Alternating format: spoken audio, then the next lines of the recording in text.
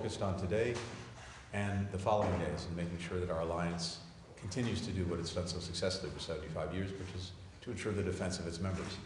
Thanks to the Secretary General and his leadership, we have an alliance that is stronger, that is larger, and that is more fit for purpose than it's been, and ready to take on the challenges of this moment. That again doesn't just happen, it's a product of leadership, and I've seen it every single day these past 3.5 years with the Secretary General.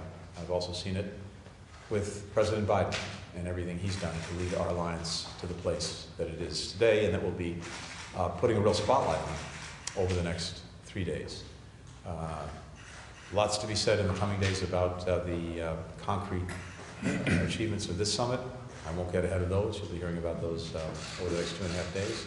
But again, suffice to say, we have an alliance that is stronger than it's been, larger than it's been, and ready to deal with the challenges of our time.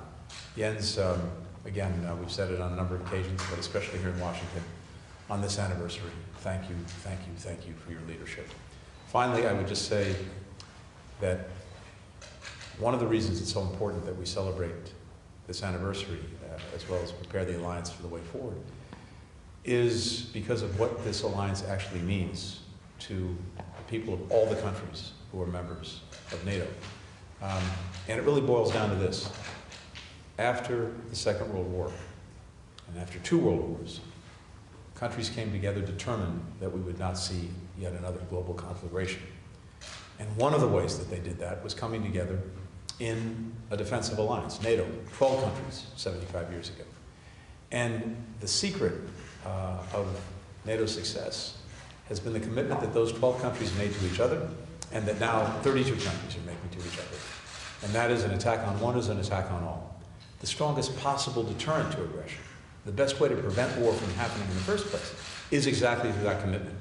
Because a would-be aggressor understands that if they take on one country, they've got to take on all of them.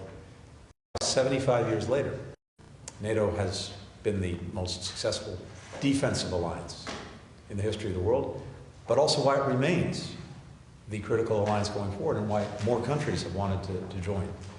It's as fundamental, as basic as that. It's about preventing wars, it's about deterring conflict, it's about making our people more safe and secure so that they can go about doing everything that's necessary to build strong, resilient countries with opportunity, with progress that's shared among all their people.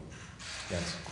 Thank you so much, Secretary Blinken, dear Tony. Thank you so much for hosting me and my delegation here again. And thank you for giving me some, as I say, basic advice about baseball yesterday.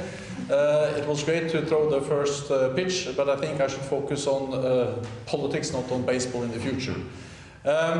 It's great to be here, not least because this week is an important week for NATO. We have our 75th anniversary summit here in Washington. So thank you for hosting the summit, and thank you also for your leadership, your strong personal commitment to our alliance.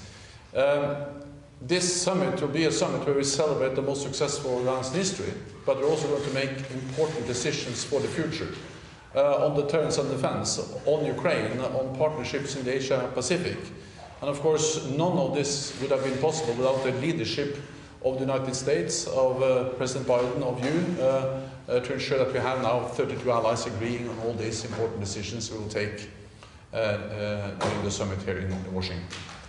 We will make decisions on Ukraine, and I think what we have seen over the last days demonstrates the need to step up our support for Ukraine. We have seen new Russian missile attacks against cities, against a child hospital. Many children, civilians have been killed, and it just demonstrates the brutality of Russia's war aggression against Ukraine and the importance of us supporting Ukraine in upholding the right for self-defense.